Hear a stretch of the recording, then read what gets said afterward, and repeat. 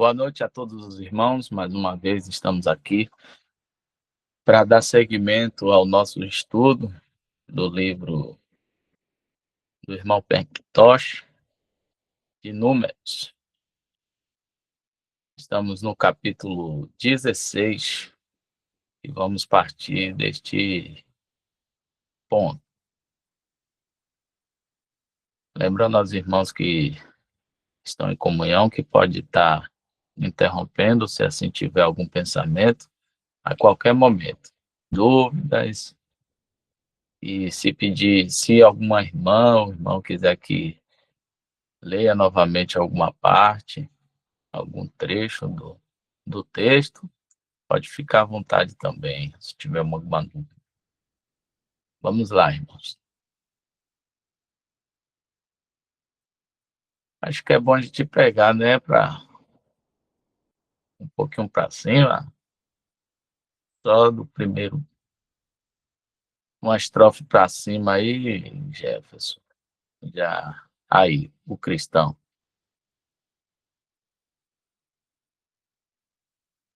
O cristão está sempre solenemente obrigado a submeter-se à mente revelada de Deus, alegar as circunstâncias como desculpa para fazer o mal ou para negligenciar qualquer verdade de Deus é simplesmente afrontar a autoridade divina e fazer de Deus o autor da nossa desobediência.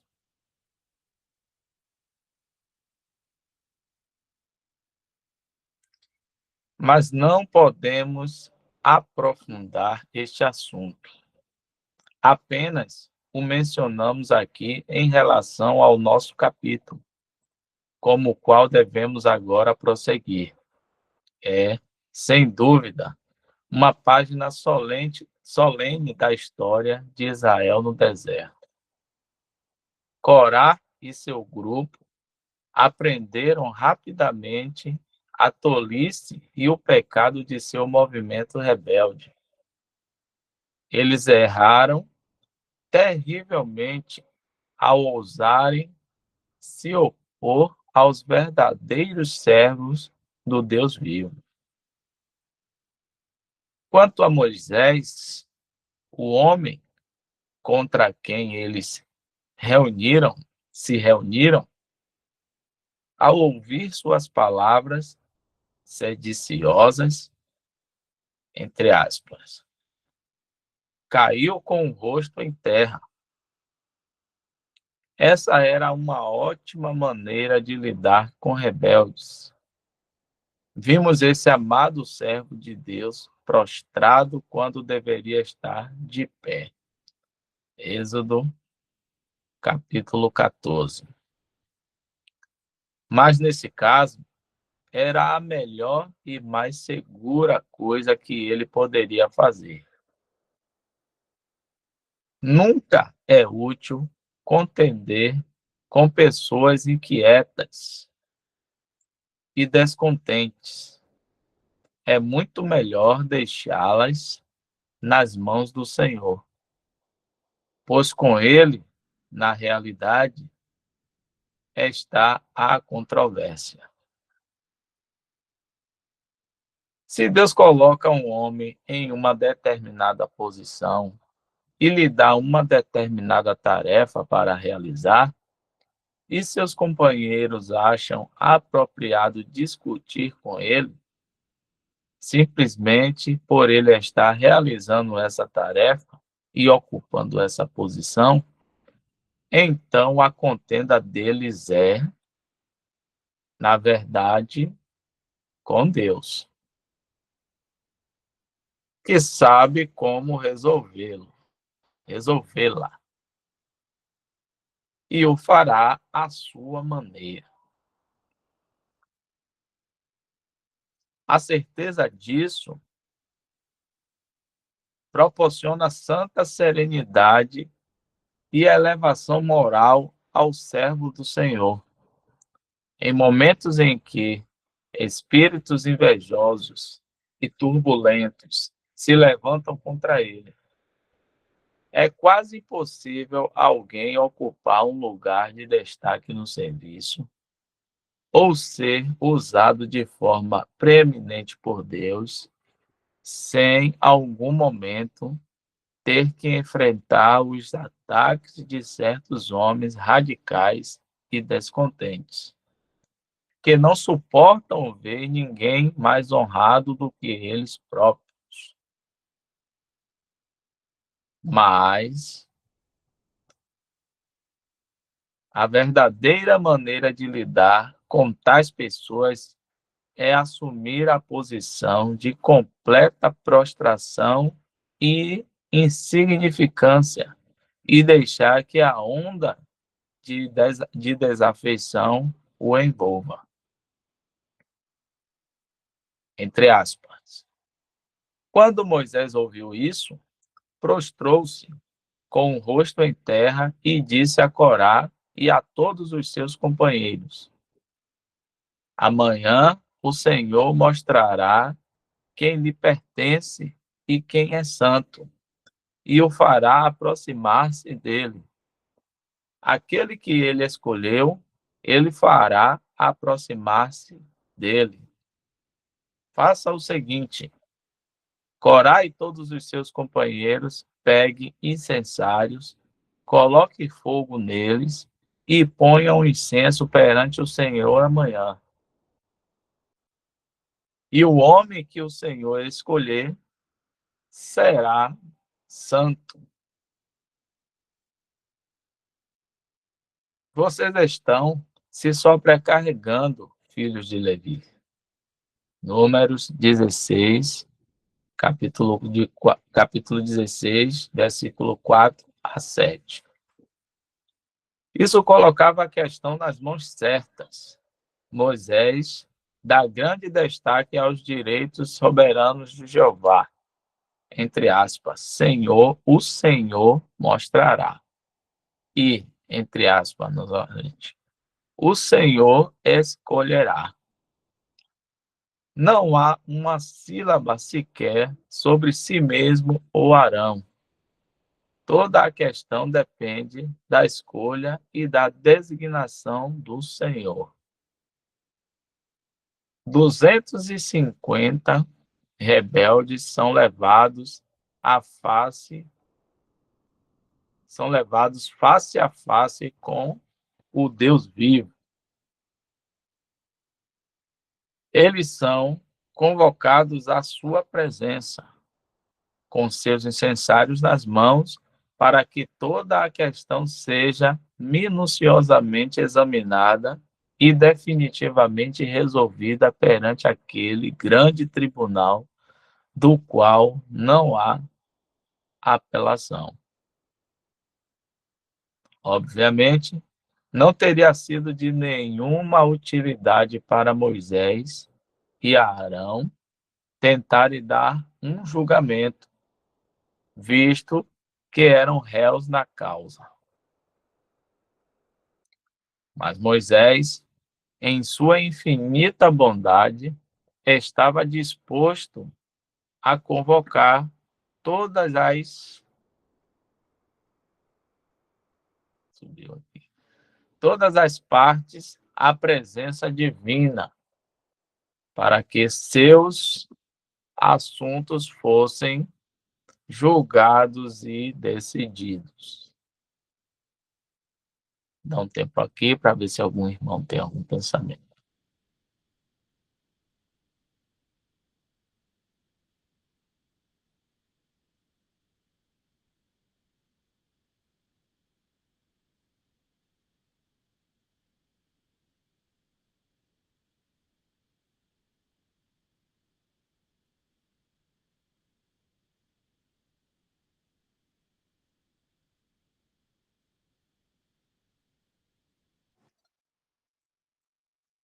Isso era verdadeira humildade e verdadeira sabedoria. É sempre bom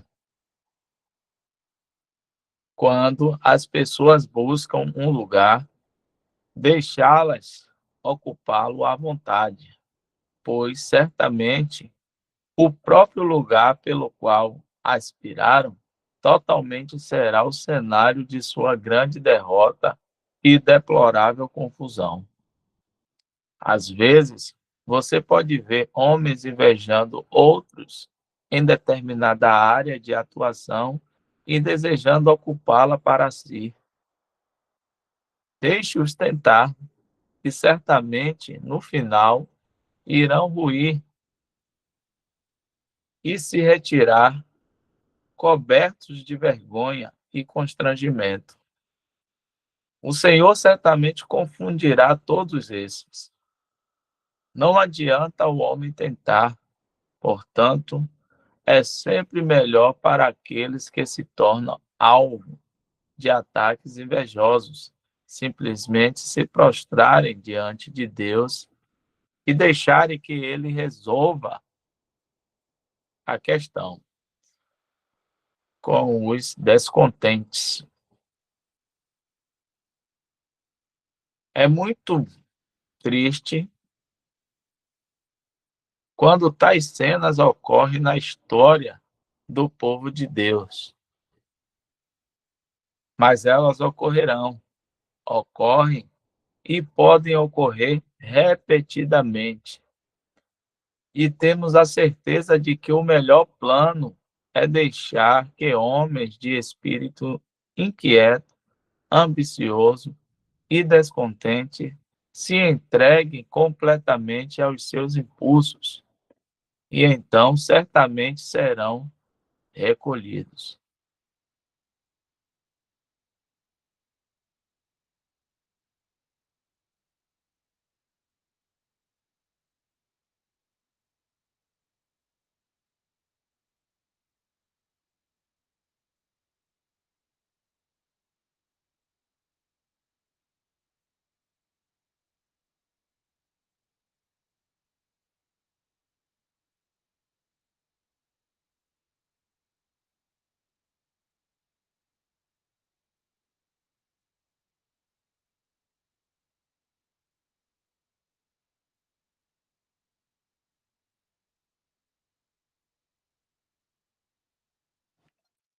Continuando.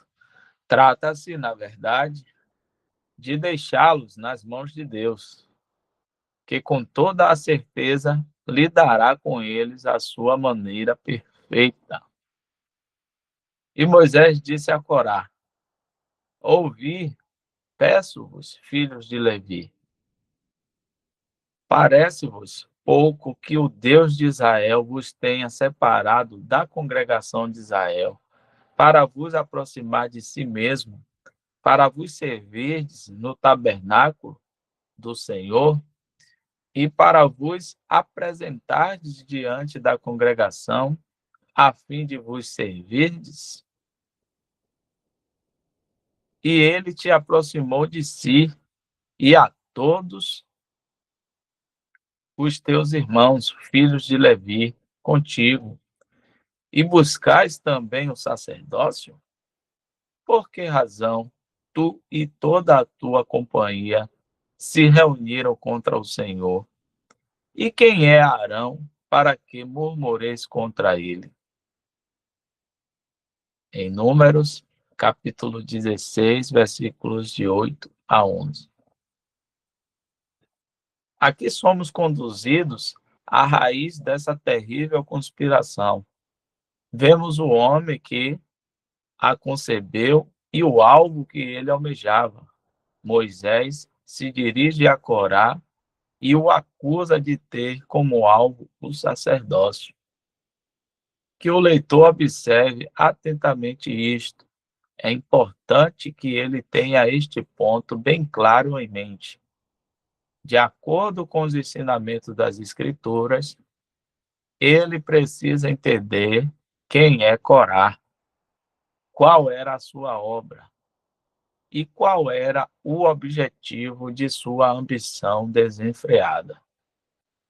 Ele precisa entender todas essas coisas para compreender a verdadeira força e o significado da expressão de Judas, a contestação de Coré.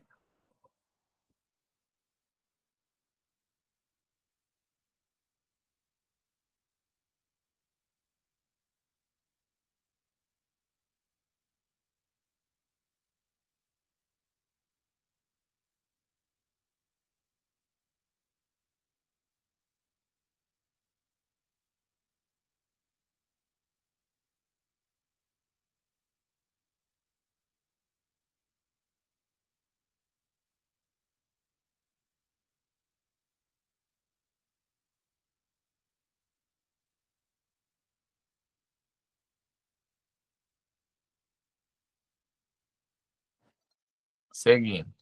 Afinal, quem era Corá? Ele era um levita e, como tal, tinha o direito de ministrar e ensinar. Ensinarão a Jacó os teus juízos e a Israel a tua lei. Entre aspas. Entre aspas, novamente. O Deus de Israel vos aproximou de si, para servirdes no tabernáculo do Senhor e para estar diante da congregação, a fim de ministrar a ela. Tal era Corá, e tal era a sua esfera de atuação, a que ele aspirava, a que ele aspirava, ao sacerdócio. Buscai também o sacerdócio? Para um observador superficial, É, poderia não. Pois não, Jefferson. é, logo quando começou a leitura, o irmão Macintosh, né, ele fala que, não sei se a palavra foi negligência, né? E como se, para não usarmos de negligência, é como se colocam, coloca, colocaríamos a culpa em Deus. Diferente, diferente não. Eu estava pensando aqui no pecado de Saul, né? Quando o profeta diz para ele fazer tal coisa e ele não faz. Ali era um profeta falando diretamente os pensamentos de Deus para Saul. E aqui em Corá, ainda que não podem me corrigir, se a lei não tivesse totalmente escrita, já tinha diretrizes e ordenanças de Deus, né? Para que eles vivessem como um povo separado. Aí eu achei aqui uma passagem que está em 1 Samuel e fala sobre a questão de Saul, mas eu queria trazer aqui uma comparação com o que nós estamos lendo,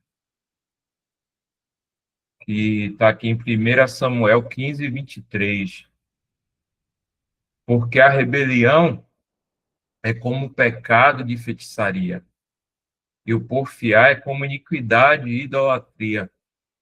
Porquanto tu rejeitaste, porquanto tu rejeitaste a palavra do Senhor, ele também te rejeitou a ti, para que não sejas rei.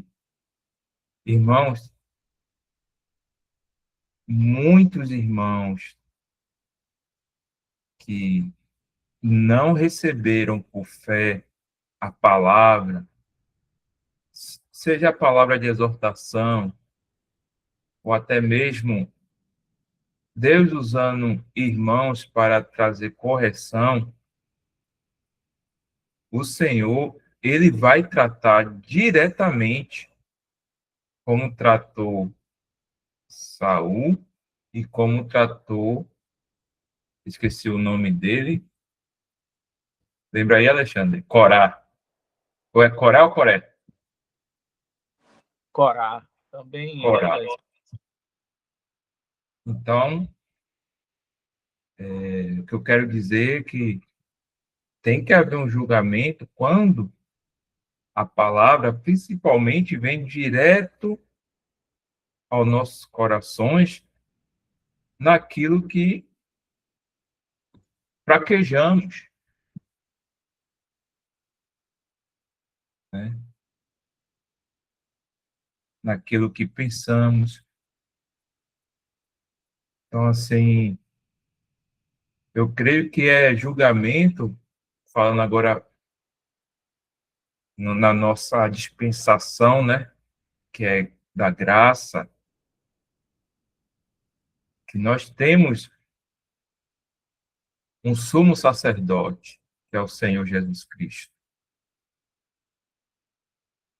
E se nós não tomarmos por fé a palavra que vem para nos santificar, seja de alguma forma de pecado, e a gente batermos o pé como crianças mimadas, o Senhor, ele vai tratar como a própria palavra diz, né? Que o pai corrige quem ama.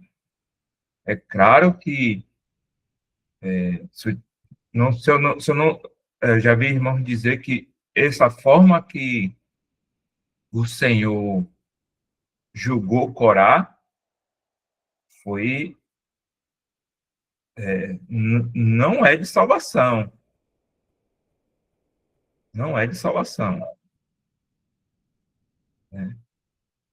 Então, já na nossa dispensação, nós vamos ser corrigidos, e se nós dermos um mau testemunho, acontece aquilo que nós lemos lá em 1 Coríntios, né?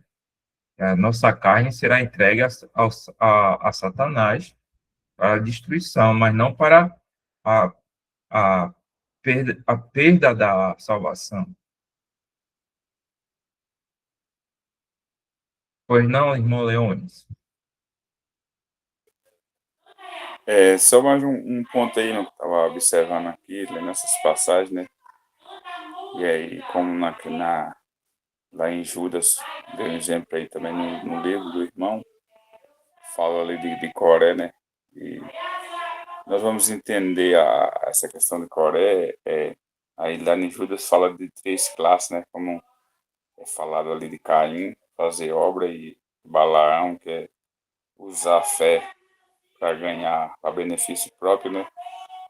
Mas eu vejo que essa desobediência de Coré, ela me parece, aí os irmãos podem até me corrigir, que ela é mais grave do que entre as três, né? Se é por assim dizer, eu creio mais ou menos, porque na contradição que fala naquele livro de Caim é fazer para receber salvação. Na contradição de Balaão é pagar para ter a salvação, né? Porém, nessa passagem de Coré é um pouco diferente, porque nessa passagem de Coré mais no sentido de desobedecer às autoridades, né? Ou seja, eu até me lembrei, se o irmão quiser colocar aí em Atos 20, versículo 28 e 29. Aliás, pode ser do 28 ao 30.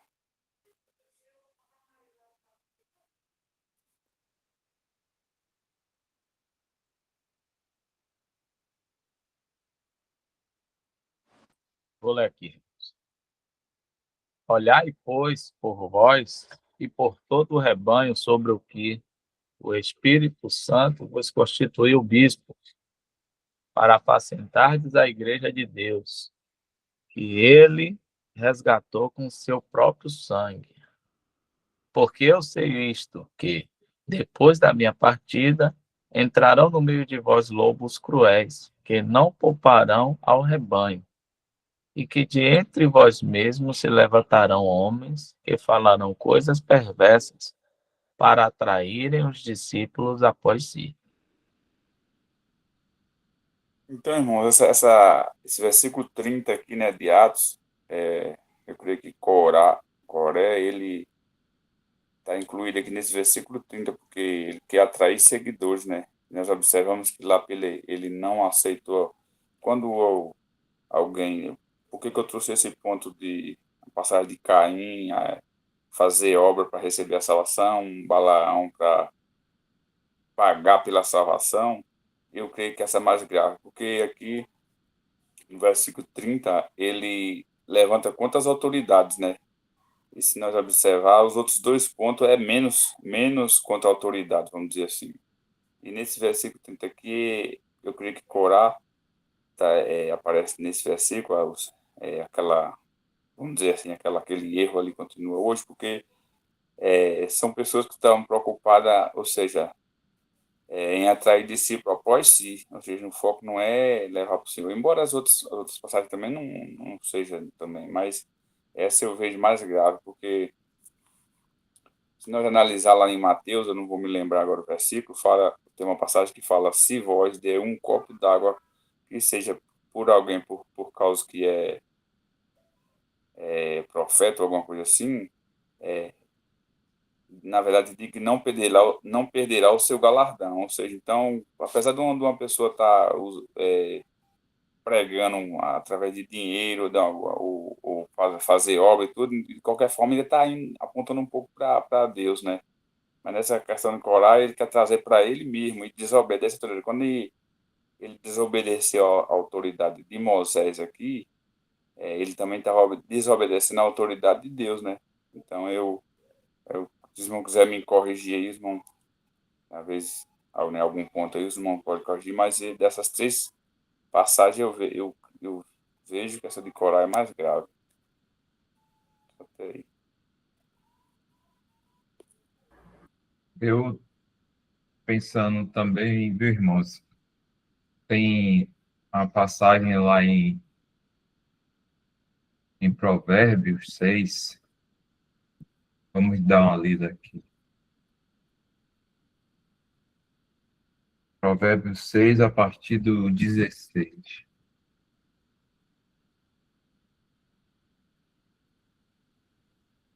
Estas 6 coisas o Senhor odeia, e a sétima a sua alma abomina: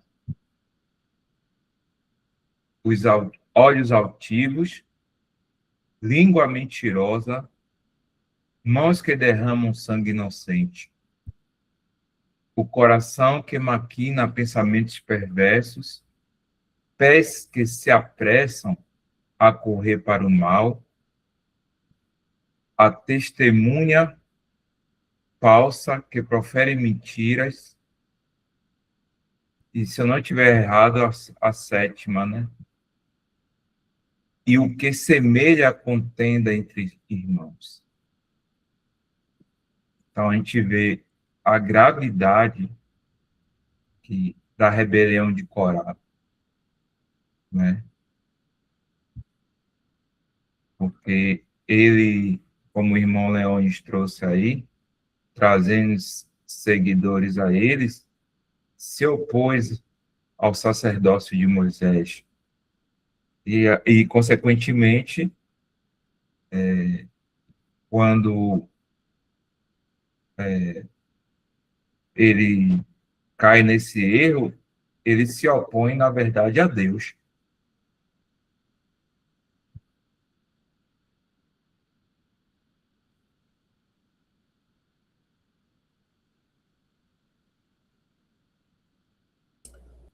Os irmãos me permitem um instante? Eu estava lembrando de um fato, fato, né? Fato já é prático. Na Alba, instantinho, para quem não se lembra, é a Assembleia Legislativa. As funções, quando são dadas a uma determinada pessoa por uma autoridade, ela tem que se imbuir, vestir, na realidade, vamos dizer assim, aquele manto da autoridade da qual ele foi colocado. Então, Deus teve o cuidado de definir quem era a liderança de determinada situação desde a saída do Egito, foi o caso de Moisés e o irmão, de quem iria cuidar, por exemplo, do sacerdócio, da parte do tabernáculo, por exemplo, que foram os israelitas, né? os levitas, e cada qual teria que, como eu falei, vestir esse manto de sua autoridade. Então, Corá, quando ele estava lá sob a responsabilidade do tabernáculo, ele entendeu que era uma circunstância de pequena responsabilidade, talvez, vamos pensar dessa forma, para ter cometido aquele ato de rebelião, Corá, Datã e Abirão, salvo engano. Então, na realidade, quando Deus lhe conferiu a circunstância do serviço do tabernáculo, não era uma pequena responsabilidade, vamos dizer assim. Muito grande, tanto sim que era o grupo ali, vamos dizer, que praticamente não exercia outro labor a não ser cuidar daquela parte da própria circunstância divina, quer dizer, bem próximo a Deus. Então, a inveja, como um dos irmãos falaram aí, é um caso que não só era do tempo antigo, como a gente tem observado, como hoje se alastra também aqui no mundo contemporâneo. Então, eu falava sobre a alba e uma determinada autoridade, por questões éticas, deixamos o nome para lá, foi representar uma outra lá na Assembleia. E ele chegou e sentou-se lá na frente. Então, resultado, outras autoridades foram chegando, né, de acordo com o cerimonial, chegou a um ponto de compor a mesa de 10 horas 13 autoridades, e não chegou até, vamos dizer assim, o nível dele. Então, ficou ele numa situação difícil, e eu me lembro que o mestre de cerimônia, até por uma questão ética, botou até uma mulher para poder ir conversar com ele, para poder ele sentar na segunda fileira. Eu poderia não ter acontecido aquilo. Por quê? Porque ele entendeu e achou que ele poderia avançar numa coisa que ele não sabia qual era ou sabia, tentou ser teimoso em querer arvorar um quinhão a mais, vamos dizer assim. Então, essa é uma preocupação, porque quando Deus lhe colocou ali, mesmo que seja um simples limpador de sala, glória a Deus, não é aquilo que vai dizer que você tem uma responsabilidade menor, vamos dizer assim, denegrida, porque o outro está numa circunstância mais à frente. Deus sabe o que faz. E não é nenhum desses integrantes lá do passado, nem agora, que vai mudar justamente essa circunstância. Então, os homens que buscam uma posição mais alta, né, nessa escala divina, que aí é uma escala divina, né? Estão, na realidade, fazendo o quê? Desprezando o lugar que o próprio Deus o colocou. Então, se Deus o colocou ali, naquela circunstância, naquela posição, glória a Deus. Glória a Deus. Não precisa você ficar botando na cabeça. Pô. Mas o caso do Corá, ele tinha um pensamento de que, na realidade, Moisés não teria tido de Deus inteiramente aquela liderança. Por quê? Porque ele considerava que todo o povo, toda a nação, tinha exatamente essa circunstância de bênção, né, do Senhor. Então, é como se fosse assim, um sacerdócio igual. Então, se é um sacerdócio igual, eu também posso ser. Então, eu também posso reivindicar. Daí a rebeldia dele. Ele entendia que poderia reivindicar uma posição mais avantajada, mais acima, um grau de posição mais acima do que o de Moisés, tá? Porque foi quem foi colocado na liderança. Só para dar essa contextualização e levar um exemplo prático que a gente termina observando. Eu gosto muito de sentar nesses eventos, sentar atrás. Já tive a oportunidade, graças a Deus, de ser convidado para ir lá para cima, mas eu cheguei e sentei no fundão, como diz o filme lá do Van Diesel, eu estou aqui no fundo do ônibus, só olhando. Então, de repente, Deus termina valorizando você e botando você lá na frente. Mas seja humilde e veja a posição que Deus colocou. Inclusive, esse fato de Corá e Datã é mais ou menos o que aconteceu lá quando nós estudamos nesse mesmo livro de Número, parece que lá no capítulo 12, de Miriam e Arão. Né? Mais ou menos isso aí. É só para dar esse contexto, esse exemplo aí. Okay. Lucas Irmãos, 14, versículo 7, ajuda a entender isso aí também. Ajuda, corrobora. Lucas 14, do 7 ao 14.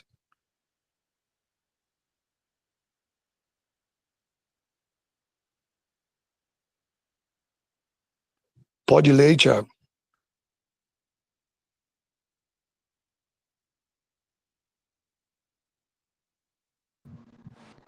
e Vamos disse ler. aos convidados uma parábola, reparando como escolhiam os primeiros assentos, dizendo-lhes: quando por alguém fores convidado às bodas, não te assentes no primeiro lugar. Não aconteça que esteja convidado outro mais digno do que tu.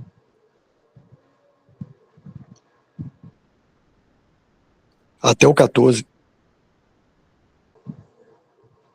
Certo. Mas quando fores convidado, vai e assentando-te no derradeiro lugar, para que, quando vier o que te convidou, te diga: amigo, sobe mais para cima, então terás honra diante dos que estiverem contigo à mesa. Porquanto qualquer que a si mesmo se exaltar, será humilhado, e aquele que a si mesmo se humilhar, será exaltado. E dizia também ao que tinha convidado: quando deres um jantar ou uma ceia, não chames os teus amigos, nem os teus irmãos, nem os teus parentes, nem vizinhos ricos, para que não suceda que também eles te tornem a convidar, e te seja isso recompensado. Mas quando fizeres convite, chama os pobres, aleijados, mancos e cegos, e serás bem-aventurado, porque eles não têm com que te recompensar, mas recompensado te será na ressurreição dos justos.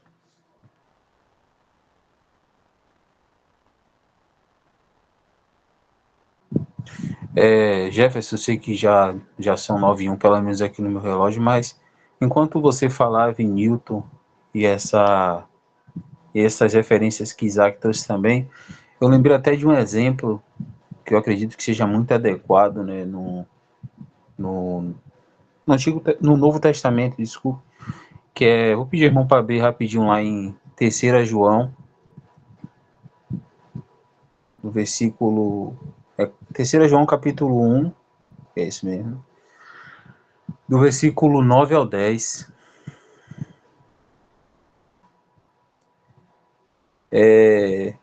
eu vou ler aqui rapidinho. Tem escrito à igreja, mas Diófretes, que procura ter entre eles o primado, não nos recebe. Por isso, se eu for, trarei à memória as obras que ele faz, proferindo contra nós palavras maliciosas. E não contente com isto, não recebe os irmãos, e impede os que querem recebê-los, e os lança fora da igreja. Eu pensei assim, porque até no próprio texto aí, além de tudo que os irmãos falaram, no próprio texto que estamos lendo, O irmão, ele faz uma observação sobre se a gente pode dizer assim, né, um dos caráteres do espírito no qual Corá ele andava, que era de orgulho mesmo, né? Ele queria ocupar um lugar que não lhe pertencia, e eu acredito que isso porque ele também se achava mais preparado, né, do que o próprio Moisés. E é interessante que nesse capítulo aí, né, de 3 João, nesse versículo 9 ao 10, a gente observa que João, ele faz algo que nós somos ensinados, né? Ele repreendeu publicamente esse homem, né? E ele repreendeu pelo nome. Então, a gente lembra, né, que ele seguiu também um mandamento, né? Que é algo claro nas escrituras, como a gente vê, não precisa abrir não, mas eu vou ler aqui, irmão. Que é em Romanos capítulo 16, no verso 17, que fala, né? Irmãos, eu os exorto a tomarem nota daqueles que provocam divisões e escândalos, em desacordo com a doutrina que vocês aprenderam, e afastem-se dele. Tem outra também que está em 2 Timóteo, no capítulo 4, verso 14 ao 15, que Paulo fala, né? Alexandre, o latoeiro, me causou muito mal. Que o Senhor lhe retribua segundo as suas obras. Vocês também devem ter cuidado com ele, pois ele resistiu muito às nossas palavras. E é interessante porque, assim como lá no exemplo de Corá, quando Corá se opôs a Moisés, nós sabemos, né, que na prática, né, os irmãos até reforçaram isso, mas na prática ele estava se opondo ao próprio Deus, né, ao próprio Senhor Jeová ali. E esses homens que se opuseram a Paulo, esse Diófretes, né, quando ele se opôs não só a João, mas aos que estavam com João, ele estava se opondo ao próprio Senhor Jesus, né? E a gente vê, né, que ele, como fala no versículo aí também, né, que gosta de ter a preeminência entre eles. Então a gente vê que o problema de Diófretes aí era orgulho. E a gente vê que nesse orgulho dele, ele não acolheu os apóstolos, né, como João, e isso é um contraste, né? Isso contrastava, né, com a humildade e a hospitalidade de Gaio, né, que a gente vê nesse próprio, em alguns versículos anteriores, que João disse que ele andava na verdade, né? Então, tem até vou ler aqui um comentário sobre algo que eu achei muito interessante que o irmão fez, que ele diz, né, quando ele falando sobre esse verso aqui, né, ele fala assim mesmo, que gosta de ter a preeminência entre eles. Aí ele fala, olha o que o irmão escreveu, este é o pecado original e o maior de todos, é o pecado de Satanás, que não quis ser o que Deus, que não quis ser o que Deus o criou para ser, e que, em vez disso, desejou ser como o Altíssimo. Aí ele citou a referência que diz lá em Isaías, capítulo 14, verso 14. Subirei acima das mais altas nuvens, serei semelhante ao Altíssimo. E ele fala, continua dizendo, né? É o oposto da natureza de Cristo, que, sendo em essência Deus, não considerou a igualdade com Deus algo a que devesse se apegar. Pelo contrário, esvaziou-se a si mesmo, assumindo a forma de servo. E aí ele, continuando, né, só para encerrar o pensamento mesmo, a continuação do versículo fala, né, falando maliciosamente contra nós. A gente vê, né, que além de que Diófretes aí no caso, ele não apenas deixou de receber João e os outros apóstolos, né, como também falou contra eles. Aí a gente começa a observar, né, que uma das características de uma pessoa orgulhosa, ela tem muito essa questão da fofoca, né? A gente começa a imaginar, né, essas fofocas maliciosas dele contra os apóstolos, né? E aí isso mostra qual o caráter, né, desse homem e quem ele realmente era. E só para finalizar mesmo, irmãos, eu estava fazendo uma pesquisa, né, sobre esse verbo, né, porque fala assim mesmo, o verbo grego que aqui é traduzido como fofoca, vem de uma raiz que era usada para descrever a ação da água ao ferver e expelir bolhas. Como as bolhas são vazias e inúteis, o verbo acabou por significar a indulgência em conversas vazias ou inúteis. Essa era a natureza da calúnia de Diófretes, embora, é claro, as palavras não fossem menos perversas por serem infundadas. A palavra significa falar em grandes boias de palavras. É uma metáfora tirada de panelas fervendo, que esperem espuma, ou de estômagos sobrecarregados, que necessariamente arrotam. Então a gente vai vendo, né, alguns exemplos dessa, desse caráter, né, e desse espírito que nós sabemos que todos nós, né, essa é uma realidade. O homem em si, na sua essência, ele quer sempre ter a primazia de tudo. Essa é algo que essa é uma característica que é inerente a todo ser humano. É por isso que nós, por reconhecermos isso, porque as escrituras nos falam sobre isso, a necessidade do auto-julgamento, né? E de sermos, como é que posso falar, firmes nesse sentido. E se for necessário, nós devemos repreender isso, tanto em nós, é óbvio, mas também se nós observarmos que isso, de certa forma, venha, né, a nascer no nosso meio. Porque a palavra mesmo nos diz, né, que nós devemos seguir a verdade em amor. Ou seja, a verdade ela vem primeiro, e a consequência disso é o amor. Né? Mas a nossa prioridade deve ser sempre a verdade, o que ela nos revela, para que nós não venhamos, né, amar alguém, né, estimar alguém em detrimento da verdade. Só até aqui.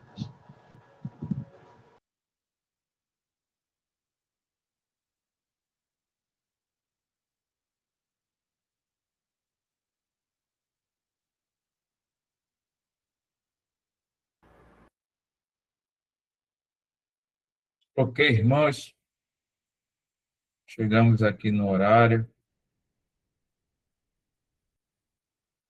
Tem essa passagem aí, mas eu creio que os irmãos já entenderam, né? E, se eu permitindo, continuaremos na próxima sexta-feira.